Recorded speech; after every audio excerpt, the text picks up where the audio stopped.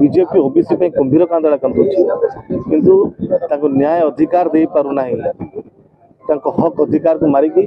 वैमतृक मनोभाव पोषण करें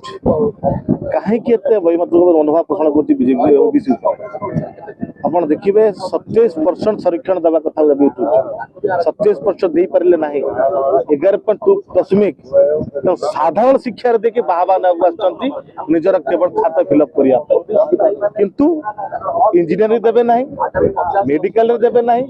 जोटा निहाती शिक्षार आवश्यकता अच्छी कौन देशर राज्यर छात्र छात्री शिक्षित हेले राज्यर क्षति हम कि कहीं अंधा करके केवल ड्रामा किंतु राहुल गांधी निष्पत्ति नहीं कांग्रेस दल निष्पत्ति नहीं जो जे ओबीसी वर्ग 27% संरक्षण दि जाए ना कांग्रेस दल चुप बसब ना कि राहुल गांधी चुप बसबे ना आज जातिगत जनगण राहुल गांधी दाबी उठाऊले बीजेपी परिहास कर सन्त्रासवाद बोली आक्षेप करता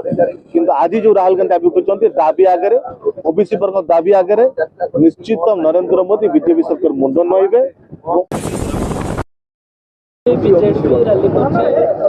24 वर्ष सरकार थिला कौन ओबीसी वर्ग कौन करथिले आज